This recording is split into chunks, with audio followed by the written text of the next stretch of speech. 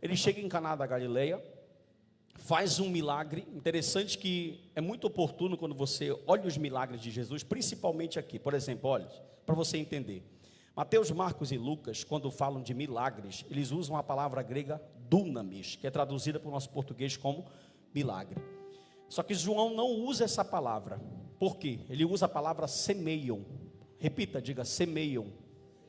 Semeion é traduzida por sinal. Por que ele não usa dunamis e usa semeio? Porque João ele não quer apresentar somente o milagre. Ele quer apresentar de forma pedagógica o que o milagre quer ensinar.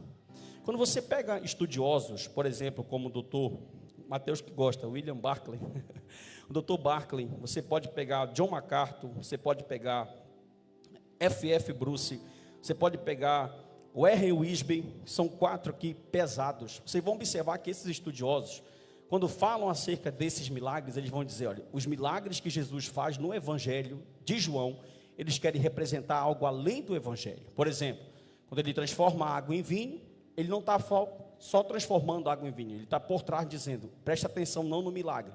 Uma coisa muito interessante que o Dr. F.F. Bruce disse assim, ó, as pessoas que estavam em Caná da Galileia conseguiram ver o sinal. Conseguiram ver o quê? Só que os discípulos conseguiram ver por trás do sinal, eles viram a glória. Olha que coisa interessante. Então quando ele transforma a água em vinho, irmão Paulo, ele está dizendo assim, eu sou a alegria. Vinho está simbolizando isso aqui. No capítulo 9 do mesmo evangelho, quando ele abre os olhos do cego, ele diz, quando ele está abrindo os olhos daquele cego, ele está dizendo, eu sou a luz do mundo. Então todos os milagres Jesus quer ensinar alguma coisa. Só que uma coisa muito interessante, quando chega a partir do versículo de número 13, pegue sua Bíblia por favor, Jesus vai mudar de humor. Então Jesus que está alegre, feliz, se alegrando, convidado para um casamento com a sua família, com Maria, e o texto vai dizer que Jesus foi convidado, o evangelista Rafael, ele, Maria e todos os seus discípulos. Então a festa era boa. Lendo alguma coisa sobre isso hoje aqui, Pai do Senhor, pastor Alexandre, e aí, ganha domingo? Fala, soldado, amém, ganha, em nome de Jesus, vai dar certo. Olha aí, então o que acontece? Preste atenção para mim aqui. Quando Jesus está aqui, vai mudar de humor, o capítulo 2 ele está extremamente feliz, aqui em Caná. Só que no capítulo de número 3 ele mudou da água para o vinho. Por quê? Porque ele vai passar uma cena, ele chegou em Caná, participou de um casamento, e ele vem fazendo uma procissão. No 1:43, ele está partindo da Galileia. Partindo da onde? Da Galileia. No capítulo 2, versículo 1, ele chega em Caná da Galileia. Só que no capítulo 2, no versículo 13, ele está subindo para uma festa. Coloca aí, capítulo 2, versículo 13. Para vocês observarem no texto, ó, estando próximo à Páscoa. Esse texto aqui, dizendo que estava próximo à Páscoa, o doutor Augusto Nicodemos diz que a população de Israel é 50 mil. E que nesse dia de Páscoa, que todo mundo está subindo, é como se fosse uma procissão. Agora em outubro, não vai ter o Círio aqui em Belém? Sim ou não? Então vem pessoas de todos os interiores, porque é uma festa tradicional no nosse país. A Páscoa é a mesma coisa. Não interessa em qual lugar do mapa você está, você tem que subir para Jerusalém para oferecer o seu sacrifício. Por quê? Porque essa, se não for a mais, é uma das mais importantes festas do calendário judaico, que foi instituída em Êxodo, capítulo 11, capítulo de número 12, por todo judeu, desde quando eles foram libertos do Egito. Passou-se um tempo ali no Antigo Testamento, e o povo não conseguiu fazer a celebração da Páscoa devido a estar em desobediência em cativeiro. Mas depois que o povo restitui como nação, essa festa ela é feita. E aqui nesse tempo de 50 mil, tem 250 mil pessoas em Jerusalém. Ou seja, está um formigueiro.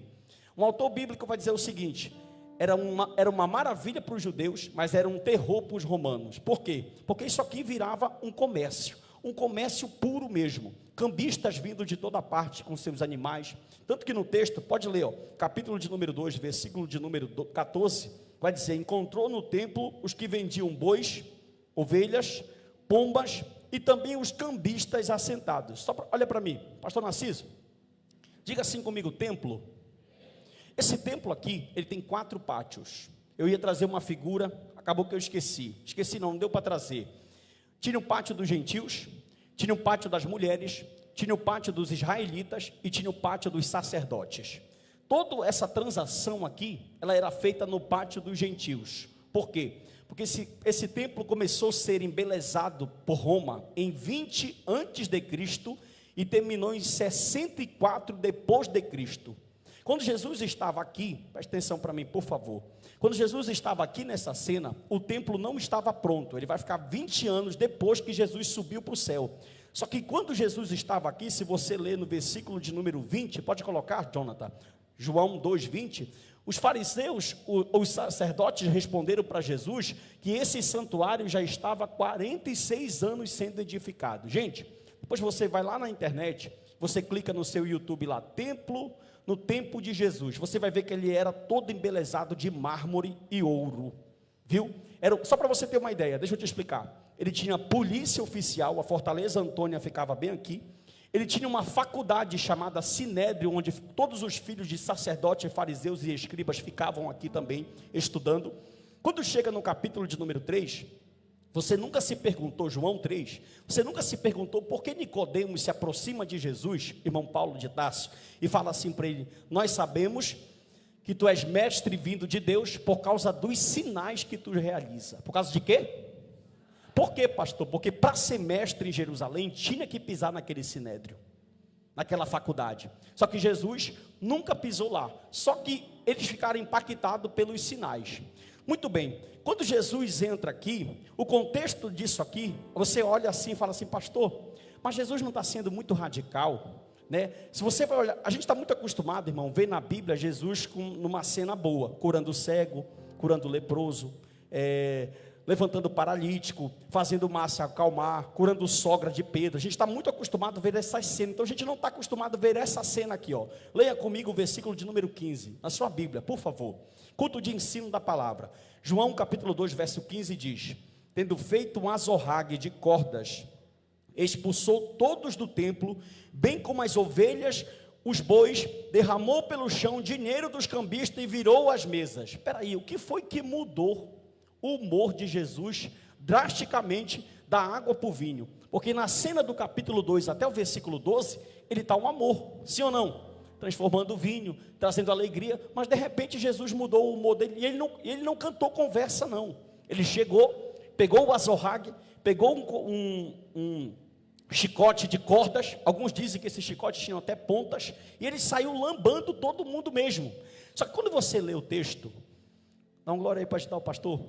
Mateus, se tu puder tirar um pouquinho do grave aqui, eu te agradeço. Um pouquinho do grave da minha voz, está muito grave aqui. Olha só, quando você vai observar que essa ira não vai ser manifestada porque ele está com raiva. Porque ele está com o quê? Irmão, Jesus tem domínio próprio. Não tem os frutos do Espírito? Não se esqueça, olha aqui para mim, para você aprender. Ele está na plenitude do Espírito, então todo o poder do Espírito Santo está nele. Se todo o poder do Espírito Santo está nele, ele tem também domínio próprio. Pastor, então por que ele não se dominou? Porque o que causou isso aqui, essa ira, não foi a raiva carnal, mas foi o que? Leia o versículo de número 17, por favor. O versículo 17 diz: lembraram-se os seus discípulos do que está escrito: o zelo da tua casa me consumirá. Escute, Salmo de número 69, verso 9. Pode colocar para mim, por favor. Jesus recordou uma profecia do salmista lá atrás. Ele vai lá no Salmo 69 e diz assim, ó: pois o zelo da tua casa me consumiu, e as injúrias dos que te ultrajam caem sobre mim. Quando ele chega na cena, presta atenção. Quando quem? Pede para ele transformar a água em vinho, qual é a resposta dele para ela? Fale: não sei o que eu te falo. Você está com a Bíblia aberta, vai dizer assim, ó: a mulher chega com ele e fala assim: olha, acabou o vinho. Escute uma coisa, se você conhece sobre cultura oriental, cultura do Oriente Médio, você sabe que se uma pessoa convidar você para comer e faltar comida, é uma das piores vergonhas que você pode passar. Só para você ter uma ideia, se você vai convidar alguém para um casamento, são feitos 2 convites. Quantos convites? Por quê? Porque comida no Oriente é escassa. Quando uma pessoa sabe que a festa é para 2, e de acordo com as pessoas que ele vai comentar, que ele vai convidar, ele mata os bichos. Então a primeira vez ele manda a pessoa fazer o convite, e a pessoa fala que vem. Quando está perto do casamento, ele manda a mesma pessoa fazer o convite, para confirmar se aquela pessoa vem. Por quê? Porque não pode estragar a comida de jeito nenhum ali. Então, quando Jesus está no meio disso aqui, que Maria pede para ele transformar a água em vinho, ele responde para ela: mulher, ainda não é chegada a minha hora. Preste atenção, Jesus ainda não se manifestou publicamente, ele ainda está na região da Galileia, ele precisa subir a Jerusalém, para que ele possa ser manifestado diante dos sacerdotes, e começar o ministério juntamente com os discípulos. E ele achou a melhor, olha como ele é inteligente, ele falou assim: eu vou esperar a Páscoa, vou esperar encher, vou esperar estar aquele formigueiro, quero entrar lá. Só que quando, talvez, escute, ele sabe que a religião está corrompida, tanto que a casa que é de oração, irmão, deixa eu te perguntar, fale comigo, conversar é pregar e conversar. Olha aqui para mim, por favor. Para que esse templo foi levantado? Primeiro, tabernáculo, Deus falou: levanta que eu quero estar próximo do meu povo. Segunda, casa de Salomão, levanta para que sacrifícios e holocaustos sejam queimados ao meu nome. Terceira, casa de Zorobabel, levanta porque o povo está tendo mais uma oportunidade. Quarta, casa sendo levantada por Herodes. Olhe para mim, a casa foi levantada para que o povo pudesse adorar. Fazer o quê?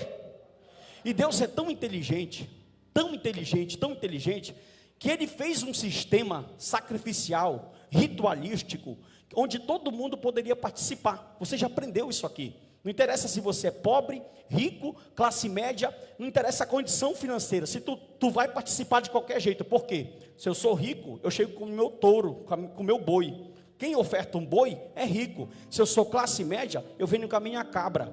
Se eu sou um pouco mais pobre, eu trago a minha rolinha ou o meu pombinho, aves. Se eu sou bem pobre, eu trago uma farinha ou um azeite. Olha isso. Então Deus permitiu que todo mundo participasse dessa adoração. Só que o tempo foi passando, sacerdotes corruptos entraram no sistema. Escute isso aqui, ó. A gente ouve muito hoje, e a gente fala assim: o que está acontecendo com a igreja do Senhor? Tem alguém aí? Isso, vocês estão prestando atenção. Meu Deus, o que está acontecendo com a igreja do Senhor? Tanto, irmão, isso acontece desde antes de Cristo. Escuta só, quando Jesus chegou aqui, irmão Paulo, simplesmente tinha uma quadrilha especializada de roubo. Presta atenção, olha a jogada. Vamos fazer 4 pátios. Sabe qual era? Porque o único pátio permitido para venda era dos gentios. Pergunte por quê? Porque os gentios não podiam se aproximar, porque eles eram considerados impuros. Roma, Rafael, com uma sacada tão demoníaca, falou assim: vamos preparar um pátio para os gentios, um pátio para as mulheres, aí vai ficando mais perto do santo lugar, vai melhorando. Vamos preparar um pátio para os homens judeus, e vamos preparar o pátio dos sacerdotes. Então os gentios nunca passariam do primeiro pátio para o segundo, até chegar no último. Ou seja, só que aquele pátio foi feito para fazer adoração, para fazer o quê? E escuta, agora olha aí, lá vem Jesus, dá glória que lá vem Jesus, amor. Lá vem Jesus andando, Jesus vem, quando ele chega lá, para ele ouvir oração, ele escuta barulho de cabra. Pensa num barulho isso, daquele que você não escuta nada. Era cabra gritando, era cambista jogando moeda no chão, era gente fazendo troca, era boi gritando, todo tipo de animal gritando, todo tipo de ave fazendo barulho, ou seja, estava impossível acontecer qualquer tipo de oração. Quando Jesus olha aqui, baseado em toda a teologia, sabendo que o tabernáculo é Ele. Calma, que é aí que está o cerne da mensagem. Romanos 26, 11 e 12. Levítico 26, 11 e 12. Coloca aqui, para a igreja ler. A igreja vai ler isso, ó. Porém o meu tabernáculo no meio de vós, e a minha alma não vos aborrecerá. Verso 12. Andarei entre vós, e serei o vosso Deus, e vós sereis o meu. Moisés, 2000 anos atrás, quanto tempo? Profetizou que Deus colocaria o tabernáculo dele no meio do povo. Aquele templo que estava lá, ele era temporário, porque o tabernáculo não é feito por mão humana. Glória. O tabernáculo de Deus era um tabernáculo diferente. E quando Jesus chega, presta atenção, para você entender comigo o cerne da mensagem. O que foi que o autor aos Hebreus, quando falou do templo, disse? Ele vai falar de tudo, vai mostrar os rituais, os tipos de sacrifício, como eram feitos, por que eles eram feitos. Ele vai dar um show, só que ele vai falar uma palavra-chave, que eu só falo se tu dá glória. Agora eu falo, ele vai dizer assim, ó: tudo isso, todo o ritual que eu acabei de falar, é sombra de uma realidade que vem. Qual era de Jesus? Deixa eu te perguntar. Israel não é o povo da promessa? Fale comigo. Israel não é o povo da promessa? Israel não é o povo escolhido? Israel não é o povo de Deus? Israel não é o povo que Deus confiou a sua palavra? Israel não é o povo que Deus chama de menino dos meus olhos? Então qual era de Israel? Era preservar toda a lei até o Messias chegar. Quando Jesus chega, estava igual terreiro de Baal. Deixa eu te explicar, pastor. Irmão, é por isso que tu tem que conhecer o contexto. Olha aqui, ó, lá vem eu, de Caná da Galileia. Da onde? Eu sou pobre, então eu venho com uma cabra. Fica bem aí, pastor Bruno, em pé, e pega esse microfone, por favor. Uma ilustração. Pega o microfone e liga. Eu venho com uma cabra. Eu sou um ofertante, um adorador, e o pastor Bruno é o sacerdote. O senhor vai fazer o papel de ruim, mas o senhor é crente, viu? Amém. Presta atenção. Lá vem eu com a minha cabra. Quando eu chego bem aqui, pergunte de onde tu vem com essa cabra? Pergunte de onde o senhor vem com essa cabra? De onde o senhor vem com essa cabra? Vem de Caná da Galileia. Pode inspecionar o animal todinho aqui. Ele está olhando o animal. Ele vai pegar o sacerdote, vai ver o dente do animal, tudo. Aí ele vai falar para mim.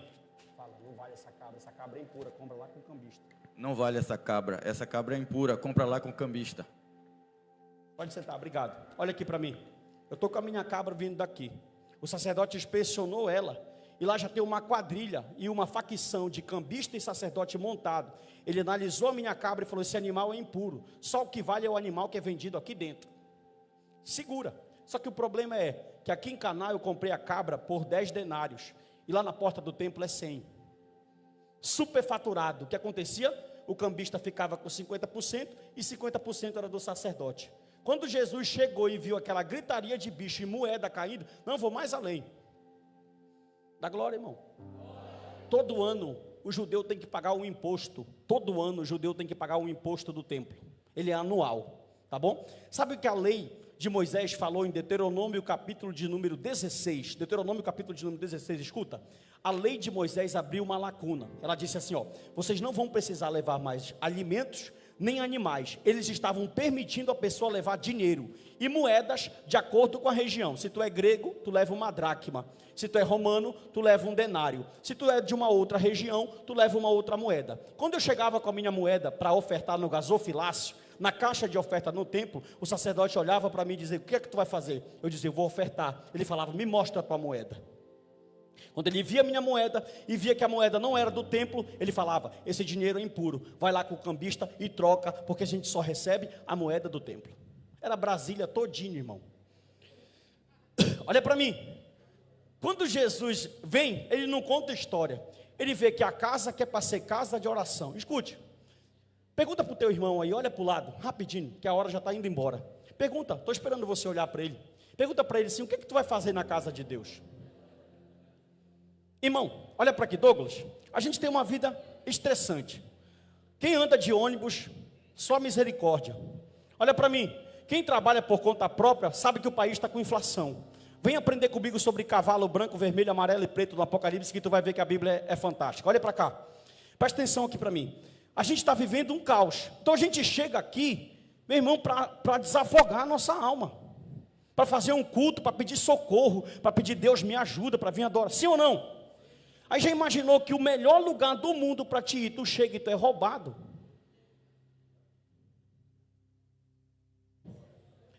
Segura, eu vou pregar até 10 hoje, estou brincando. Olha para mim, eu vou te falar uma coisa fenomenal aqui. Deixa eu te falar uma coisa. A melhor maneira de alguém tomar o teu dinheiro é usando a tua fé. Viu? Vou dar um exemplo nem do cristianismo, vou dar um exemplo do Islã. Tu liga a televisão, terrorista muçulmano coloca 30 quilos de dinamite no corpo, vai num estádio e se explode. Aí tu olha assim, que cara otário, que cara besta, se explodindo. Aí tu vai entender o pensamento teológico muçulmano, é que quando alguém morre assim, tem 15 virgens esperando ele no paraíso. Terrorismo ideológico de fé. Viu? Aí presta atenção.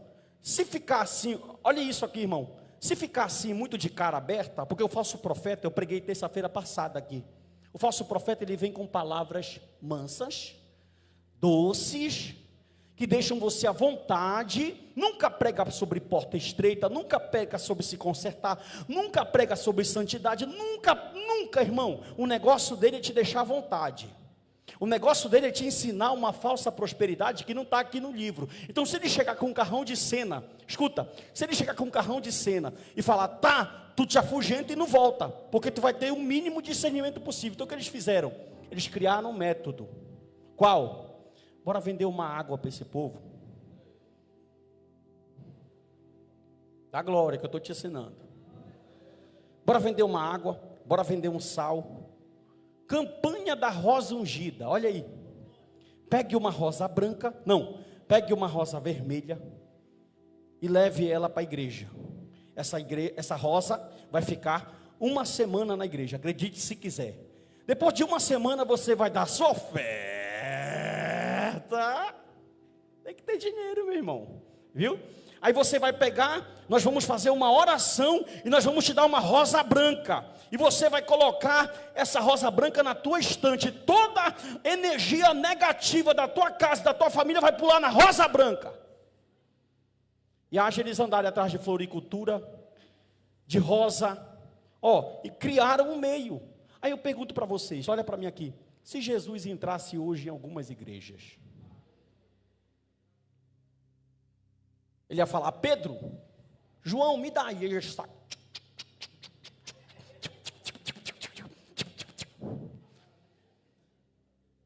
Meu irmão, o negócio está estreito. Por quê? Porque Jesus sabia que o negócio bagunçou de uma tal... Agora olha, presta atenção, irmão, deixa eu te falar uma coisa aqui. Escuta, capítulo 2, versículo 16, por favor.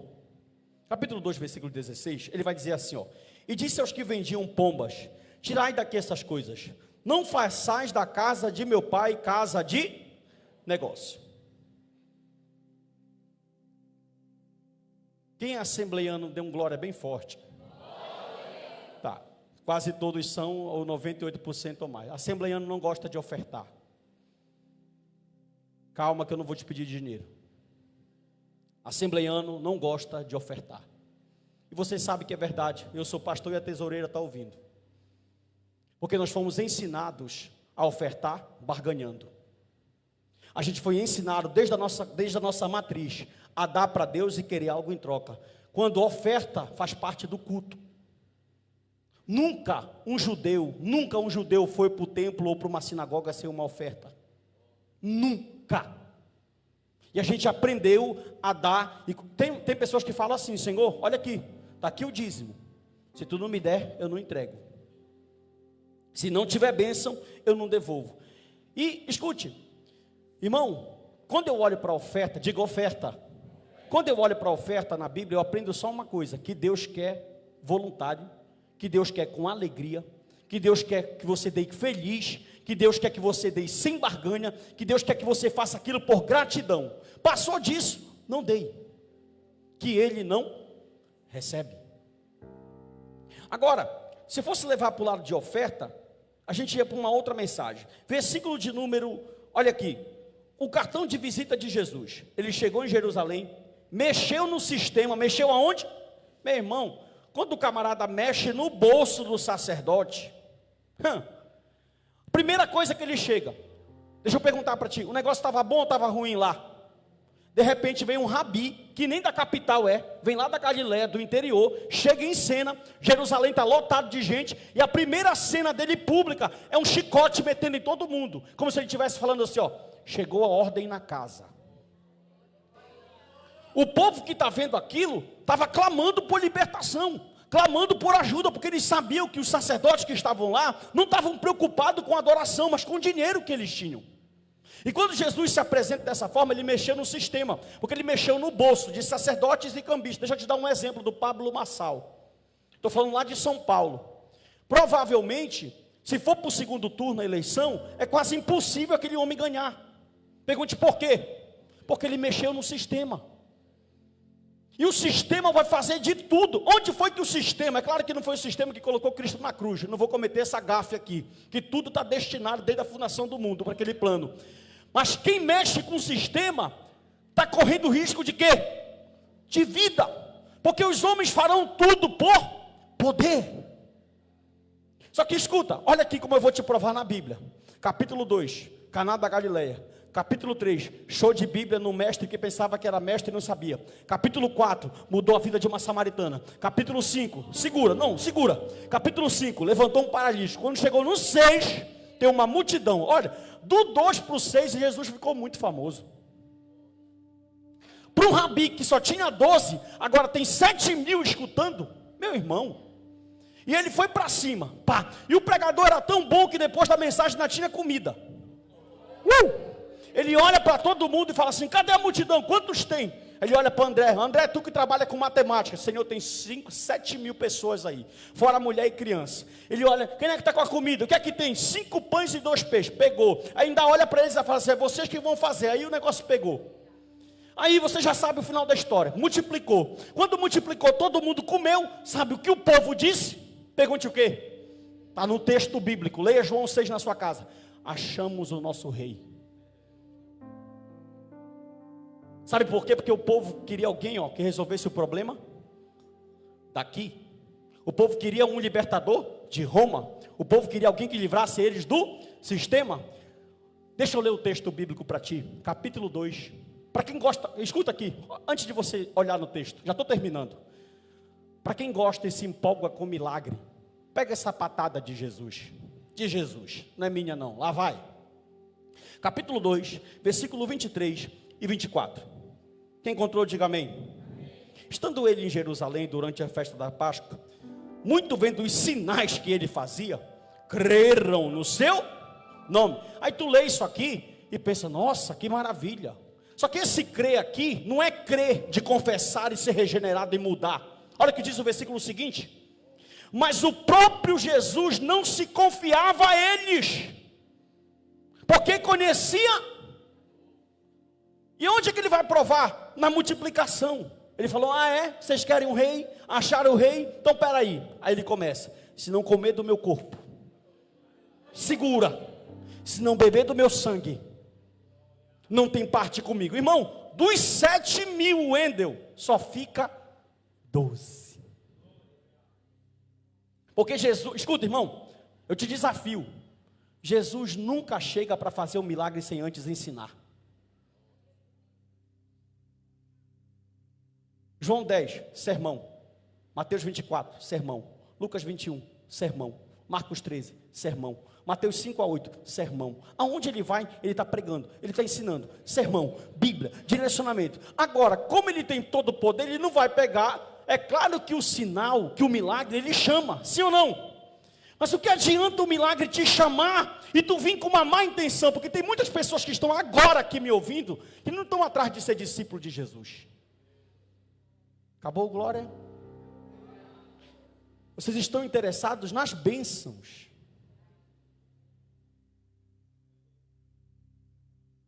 Fala, Jeová. Muitos estão interessados na... Escuta, Jesus não falou assim, pastor Bruno: quem vem após mim, pega o seu milagre. Ele falou: quem vem após mim, pega a sua cruz.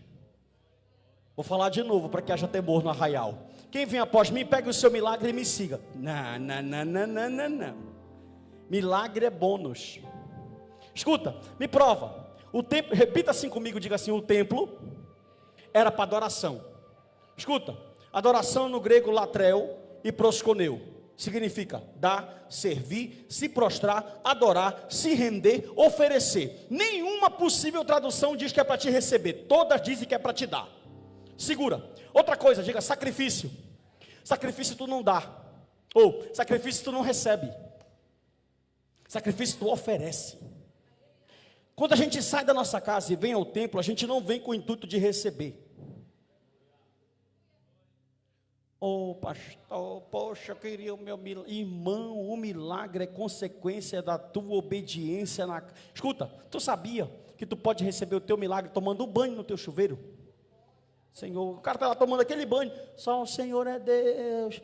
Aí o Senhor olha do céu, obediente, marido de uma só mulher, servo de Deus, temente, bênção. Vai lá na rua tal, no conjunto tal, na casa tal, bate lá na porta do fulano tal, dá glória, meu irmão, pelo amor de Deus. É isso que a Bíblia ensina. Aí os caras pegaram Irmão, campanha das portas impossíveis. Aí vão lá no texto de Apocalipse que fala: eis que eu ponho diante de ti uma porta aberta, e aquela porta não é bênção, é para pregar o evangelho. Aí não leu o texto, nem contexto, não entende nada, pegou um texto isolado e ensinou o camarada. Ainda tem mais. Irmãos, Deus me revelou essa madrugada que tem um propósito com envelope. E tu tá lá, no sol quente, todo dia. Na rua, na tua vendinha, na natura que a irmã não te paga. Fala da glória, irmã. Na natura que a irmã não te paga. Tu está lá correndo risco, naquela luta, no teu Uber, na tua... Para um bandido, um cara desse é bandido. Vim roubar o teu dinheiro na cara de pau e no nome de Deus. Deus nunca te pediria dinheiro dessa forma. Estou chocado, pastor. Fique, a verdade liberta. Deus nunca te pediria dinheiro dessa forma. Eu estava numa igreja do interior, de Mosqueiro, muitos anos atrás, na Baía do Sol. Uma igreja grande, como são todas as igrejas do interior. O pastor falou assim: vamos ofertar. Colocaram um gasofilácio bem na frente, uma caixa de madeira bem na frente. Eu nunca tinha visto aquilo, a primeira vez que eu presenciei aquilo. Na hora que ele falou assim, vamos ofertar, as irmãs vinham chorando, andando na igreja. Oh glória, aleluia, umas falando em língua estranha. Eita meu Jesus, sabe o que é isso, irmão? Gratidão. Porque elas sabem que se comeu, Deus deu, se vestiu, Deus deu, se está trabalhando, é Deus que abriu a porta, se tem, foi Deus que colocou, se está trabalhando, é Deus que dá o salário.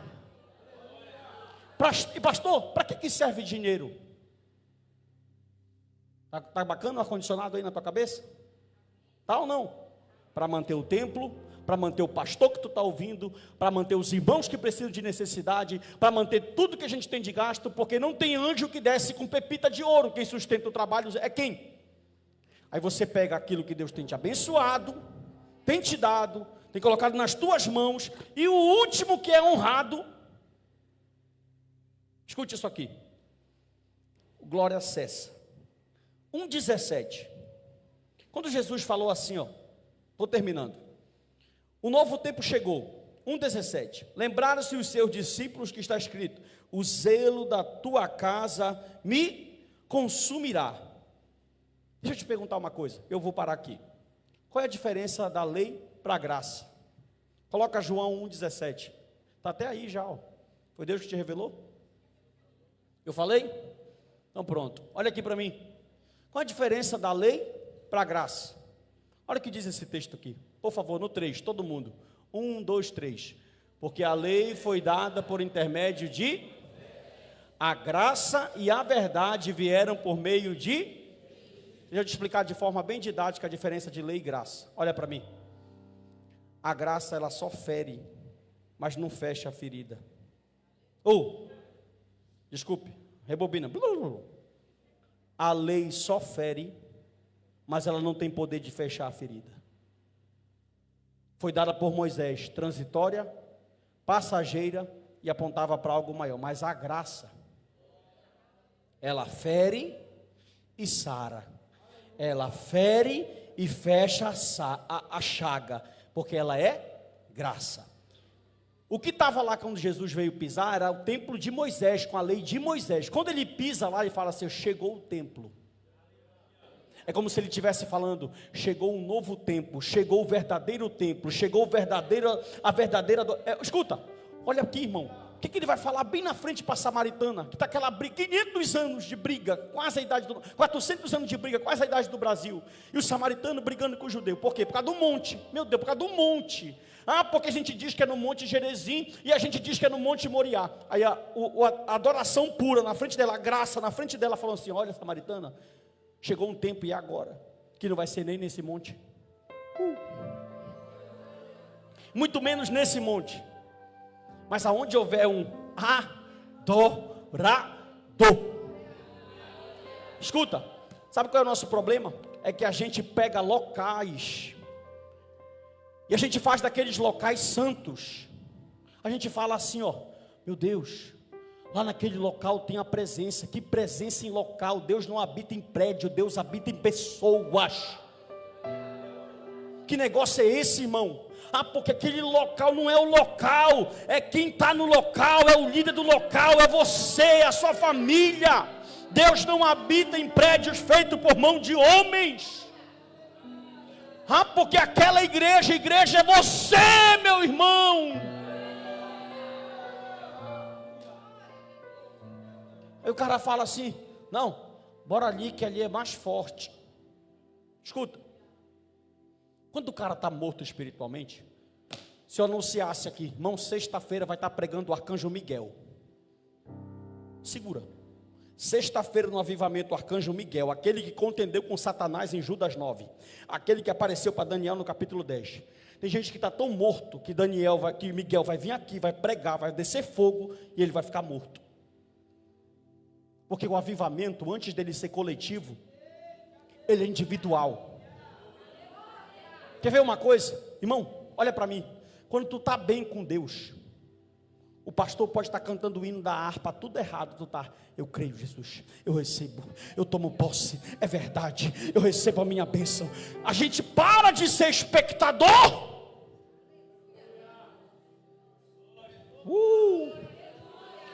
Porque o pastor Narciso vai cantar esse hino, eu não gosto desse hino, e quem disse que eu estou cantando para ti? É para ele, a glória é para ele, a honra é para ele, o louvor é para ele, o poder é para ele, a graça é dele, o poder é dele. Quando ele chega no templo e vê aquele templo daquele jeito, mete a zorraca em todo mundo e diz: a casa de meu pai será chamada casa de oração. Escuta, no mínimo, gente, eu fiquei pensando hoje quando eu estava lendo esse texto. Olha aqui para mim, eu quero terminar. Eu fiquei pensando quando eu estava lendo o texto hoje. Por quê? Porque o texto está claro que Jesus se ira quando alguém pega a casa dele e faz casa de comércio. Aí eu me pergunto, será que esses líderes não leem a Bíblia? Será que eles não veem que isso ira a Deus? Que tem juízo de Deus para quem faz isso? E outra coisa, aí você fala assim: pastor, olha isso, irmão. Mas por que Deus não age? Por que Deus não fecha a porta? Sabe qual é o juízo? Deus permitir que eles vivam enganados, cegos, pensando que estão fazendo certo, mas na verdade estão mortos e cegos espiritualmente. Enquanto para muitos, glória, ele pega o véu e rasga e diz: entenda, abra mente nova, nova criatura, metanoia, se arrependam. Escuta, os caras tudo metido a besta, teólogo, irmão, quando o cara começa a estudar um pouquinho de teologia, ele já começa a se achar alguma coisa. Bestado, o cara desse é bestado, porque eu sou teólogo, grande coisa. Olha aqui, aí chegaram, cheio de sacerdote lá, só para você ver o nojo que eles eram. Olha aqui, se um gentil chegasse e tomasse água nesse copo aqui onde eu peguei, está vendo aqui? Diga amém. Eles olhassem, eles pegavam no copo aqui, por dentro. Pergunte por quê? Para não tocar onde o gentil tocou, senão eles iam ficar impuro. Meu irmão, olha o nível que esses caras chegaram de religiosidade. O cego do capítulo 5 se alegrando, 38 anos sem andar, e o cara dando glória, e eles: não é de Deus, foi no sábado. Para lá, filho do capeta, com religiosidade, se preocupando com o sábado. Jesus falou assim: rapaz, o meu pai não para de trabalhar, eu trabalho segunda, eu trabalho terça, eu trabalho quarta, eu trabalho quinta, eu trabalho sexta, eu trabalho sábado. Religiosos, protocolo. Aí o cara está aqui, numa boa, servindo a Deus, adorando. Meu irmão, escute uma coisa. Eles olharam para Jesus e falaram assim, e quiseram dar uma de tal: olha aqui, que sinal tu nos dá para saber se isso aí é de Deus ou não é? Glória.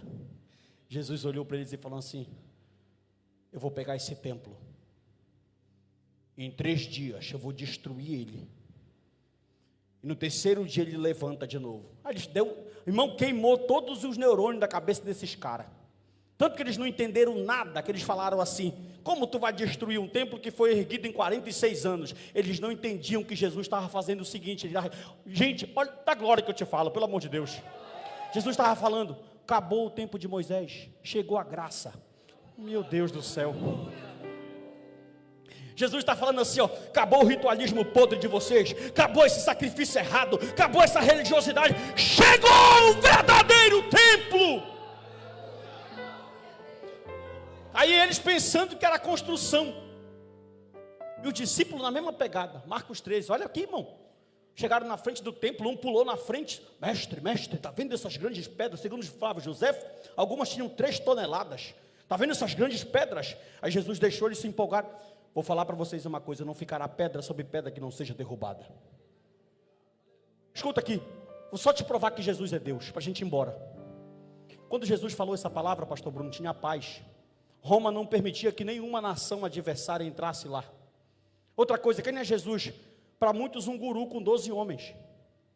Quando Jesus fala isso, não tinha probabilidade nenhuma de acontecer, porque Roma deu paz para todo mundo, Pax Romana.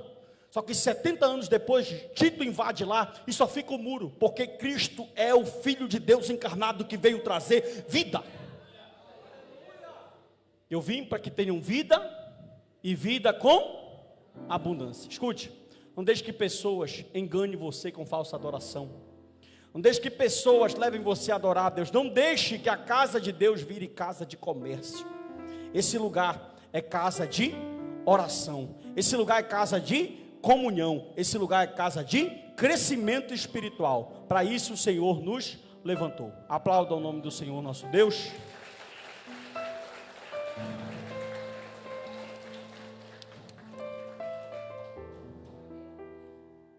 E vamos embora para nossa casa. Anúncios finais. Oh glória. Segunda-feira.